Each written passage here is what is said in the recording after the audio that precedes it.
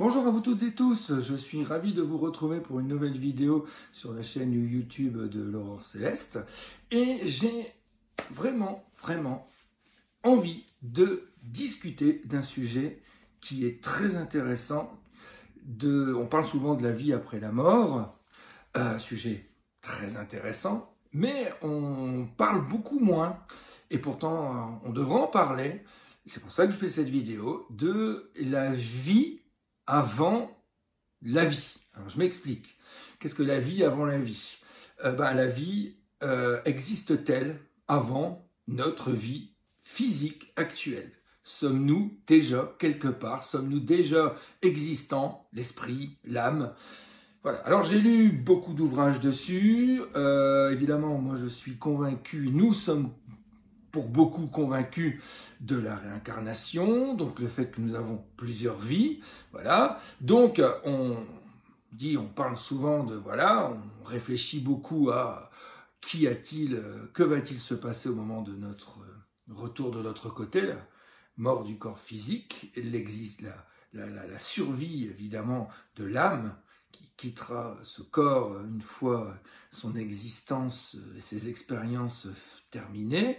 Mais avant d'être la personne que nous sommes, existons-nous déjà quelque part? Bon, pour moi, la réponse est oui. Maintenant, de quelle façon, de quelle manière et de quels sont les critères qui font que nous partons dans une incarnation. Donc la vie avant la vie physique, elle est vaste. Alors on va déjà du moins je vais déjà parler de la vie après la mort. Donc une fois que notre existence physique se termine, donc que nous retournons de l'autre côté, selon notre taux vibratoire, notre vibration se retrouve dans divers endroits. Si notre âme n'a pas encore effectué tout ce qu'il fallait, elle passe par des étapes qui sont pas forcément toujours agréables.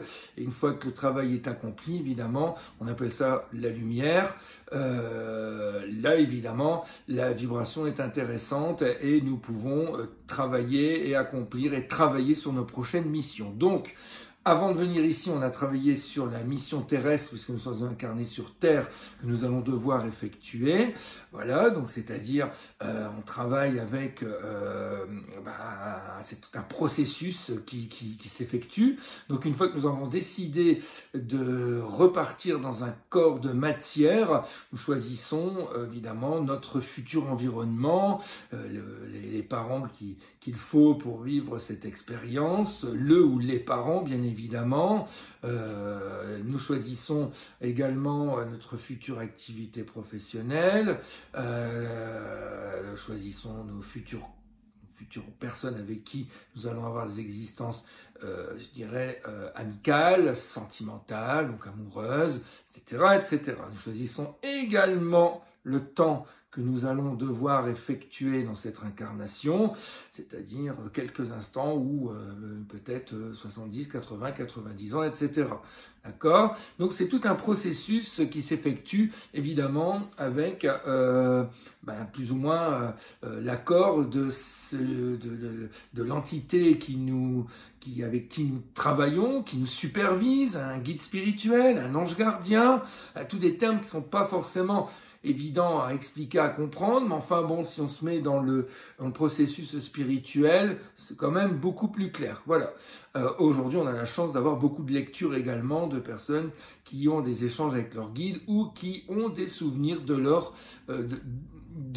l'arrivée qu'ils ont avant d'être ce que nous sommes aujourd'hui. Voilà. Donc on choisit l'environnement. D'accord. Bon, d'abord, en tout premier lieu, on choisit la planète. Ok, ce que je rappelle, je le dis souvent, étant donné que j'aime beaucoup lire. Alors, dire d'être passionné, il faut pas exagérer, mais ce qui est passionnant à lire, c'est l'astrophysique, surtout de nos jours, avec les moyens que nous avons au niveau en dehors de la Terre, pour aller voir ce qui se passe au-delà du système solaire, des galaxies, etc. D'accord? Donc aujourd'hui, on sait qu'il y a plusieurs systèmes solaires, on sait qu'il y a plusieurs galaxies, des milliards d'ailleurs, on dit plusieurs milliards de galaxies, enfin c'est énorme, le chiffre est impressionnant, voilà, et je pense qu'on n'a pas encore fini dans les découvertes qui vont arriver en ce 21e siècle, voire probablement pour ceux qui vont arriver ensuite sur Terre au 22e siècle, voilà, ou peut-être également échange avec, contact avec d'autres civilisations, voilà. Il n'y est pas encore à ce jour. J'espère que si cette vidéo sera vue dans une cinquantaine d'années, on y sera. Voilà. Et donc, cette avant-vie se décide à un moment où on a décidé de vivre une expérience dans la matière pour continuer à évoluer et progresser. D'accord ? Elle se prend en décision avec une âme, une entité qui a déjà du bagage spirituel et qui nous aide à travailler sur ce qu'on va faire. Alors d'abord, un point très important, avant de venir dans un monde matériel, il y a également ce qu'on appelle l'oubli du passé. Voilà. Ça veut dire qu'il y a un processus qui fait qu'on va oublier ce pourquoi nous sommes venus. Sinon, ce serait peut-être trop facile de faire, si on sait ce qu'on va devoir faire dans notre incarnation. C'est pour ça que généralement il y a cet oubli du passé. Alors il y a un oubli du passé, mais on peut parfois avoir des souvenirs et on peut également, avec l'aide de divers médiums ou guidants, voire voyants, avoir quelques infos sur notre vie ou des éléments qui sont plutôt en guidance énergétique, d'accord, à travers notre aura. Donc, on va faire tous ces choix, on va avoir l'incarnation, et puis, selon ce qu'on a choisi, soit on s'est chargé la mule, soit on a décidé d'une incarnation plutôt tranquille, etc. Voilà.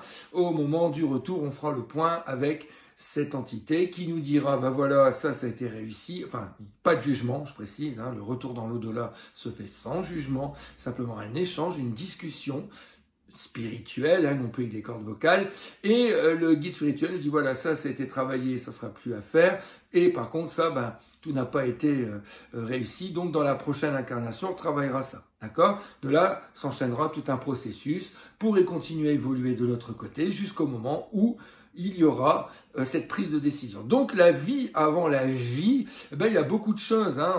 On peut travailler et comme on peut le voir dans le film, je le rappelle, notre demeure, nos solars, d'accord. Je rappelle une fois de plus que si vous avez l'occasion de le voir, il y a beaucoup d'informations sur la vie après la mort et la vie avant la vie physique, d'accord. Et on travaille à plusieurs choses, à plusieurs pour progresser, et à un moment ou à un autre, quand on choisit de vivre dans un nouveau corps de matière, il y a ce processus. Vous voyez? Donc c'est ultra passionnant, et on pourrait en parler, je dirais, des heures et des heures, essayer de comprendre, surtout quand je parle dans la conférence sur la réincarnation, parce que entre deux incarnations physiques, il peut y avoir le temps n'existant pas de l'autre côté, mais il peut y avoir plusieurs années, décennies, siècles parfois même, et parfois même entre deux incarnations, il va pas y avoir peut-être de temps si long que ça, voyez, surtout quand on décède en bas âge, etc. Voilà. Donc cette avant-vie existe, elle est présente. Voilà, notre âme parfois a des souvenirs. Parfois nous pouvons même avoir ce genre de rêve de personnes que vous allez dire, je ne connais pas. J'ai l'impression d'avoir rêvé de quelqu'un de familier qui est venu dans mes rêves. Le physique jamais vu, etc.